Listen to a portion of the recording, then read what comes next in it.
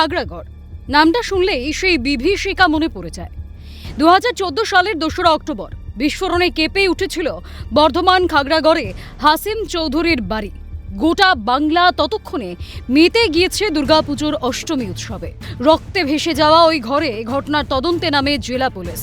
ছড়িয়ে ছিটিয়ে থাকা সামগ্রীর মধ্যে আল জিহাদ নামে একটি বই পাওয়া যায়, যার পাতায় পাতায় ছিল জেএমবির সম্পর্কে বিস্তারিত তথ্য। ঝলসানো লাশের টুকরোতে খুঁজে পাওয়া যায় একটি মোবাইল।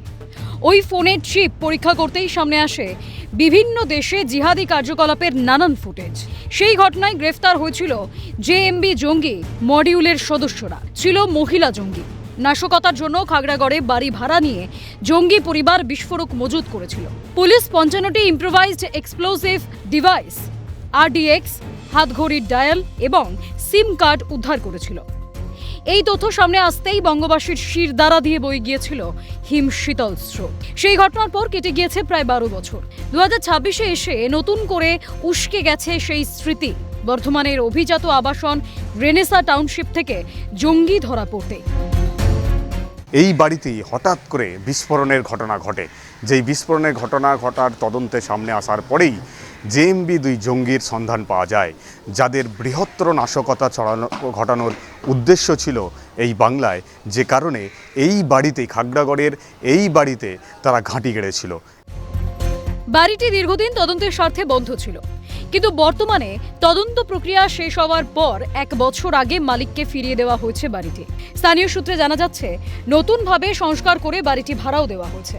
নাম হয়েছে চৌধুরী ভবন। যদিও এখন দরজা তালাবন্ধ অবস্থাতেই রয়েছে। বাড়ির মালিকের পরিবার নতুন করে এই ঘটনায় মুখ খুলতে নারাজ। অনেকে বলছেন বাড়িটি ভাড়া দেওয়া থাকলেও সেখানে হয়তো সেইভাবে এখনো পর্যন্ত কেউ থাকছেন না। পাশের যে বাড়িটা আমরা দেখতে পাচ্ছি, এই বাড়ির মালিকই হচ্ছে এই বাড়ির মালিকানা যার রয়েছে, যার বাড়ি তিনি কিন্তু ভাড়া দিয়েছিলেন। সেই সময়ও ভাড়া দেওয়া নিয়ে একাধিক প্রশ্ন কিন্তু উঠেছিল যে যাদেরকে ভাড়া দেওয়া হচ্ছে তাদেরকে ঠিকভাবে তাদের পরিচয়পত্র নেওয়া হচ্ছে কি না, বা যারা ভাড়া নিচ্ছেন তারা কোথা থেকে এসছেন, তাদের কি উদ্দেশ্য, এই যাবতীয় বিষয়গুলো নিয়ে কিন্তু প্রশ্ন উঠেছিল। নতুন করে বর্ধমানের রেনেসা টাউনশিপ থেকে এক জঙ্গি, সাজ্জাদ গোষ্ঠীর এক জঙ্গি, জয়সি মোহাম্মদের এক জঙ্গি গোষ্ঠী গ্রেপ্তার হওয়ার পর আবারও কিন্তু খাগড়াগড়ের সেই পুরনো ঘটনা কথা সামনে উঠে আসলো। কিন্তু প্রশ্ন, বর্ধমানে এই জঙ্গিরা কেন বারবার ঘাঁটি গাড়ে? কেন বর্ধমান বা তার আশপাশ এলাকাকেই বেছে নেওয়া হচ্ছে? খাগড়াগড়ের ঘটনার সময়ে তদন্তে নেমে বর্ধমান স্টেশনকে জঙ্গিদের করিডোর বলে আখ্যা দিয়েছিল এনআইএ। মনে করা হচ্ছে বর্ধমানে ভৌগোলিক অবস্থান খুবই গুরুত্বপূর্ণ এক্ষেত্রে।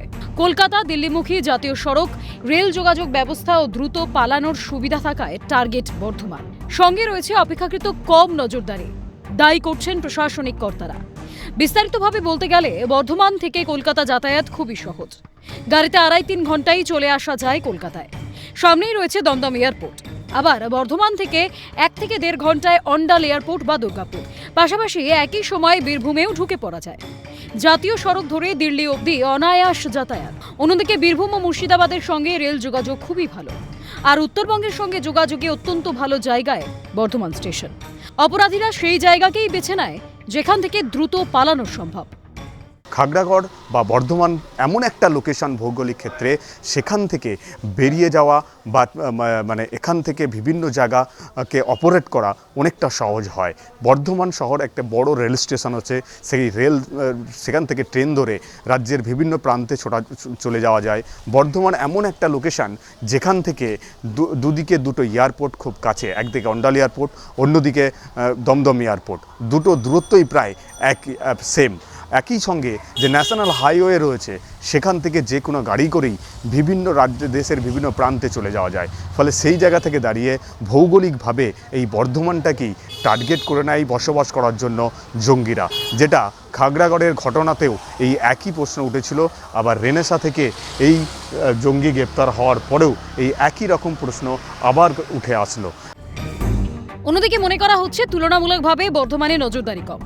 কলকাতা বা উত্তর ও দক্ষিণ 24 পরগনা এলাকায় যেভাবে নজরদারি অনেক বেড়েছে, সেই তুলনায় বর্ধমানে নজরদারি অনেকটাই কম বলে মনে করা হচ্ছে। যদিও এই দাবির পেছনে তেমন তথ্য মেলেনি। তবে বিগত সরকারের আমলে প্রশাসনকে যে ভূমিকায় দেখা গিয়েছিল, বর্তমান সরকার এই ধরনের কার্যকলাপ গোড়া থেকে নির্মূল করতে অগ্রণী ভূমিকা নিয়েছে। এখন খাগড়াগড়ের ঘটনার পর এই খাগড়াগড়ের এই গ্রামের প্রচুর তারপর থেকে ডেভেলপমেন্ট হয়েছে। এখানে যারা ভাড়া থাকেন, বাড়ি ভাড়া নেন, তাদের বাড়ি ভাড়া নেওয়ার ক্ষেত্রে অনেক রকম নিয়মকানুন বিধিনিষেধ তৈরি হয়েছে। সব রকম বিধিনিষেধ মেনে এই খাগড়াগড় এলাকায় নতুন করে কেউ যদি ভাড়া নিতে চান তারা ভাড়া নিতে পারেন। কিন্তু এই রেনেসার এই ঘটনার পর আবার সেই খাগড়াগড়ের পুরনো সেই ঘটনা নতুন করে মানুষকে নাড়িয়ে দিল। ক্যামেরায় সমীরণের সঙ্গে মফিজুল ইসলাম, ক্যালকাটা নিউজ, বর্ধমান।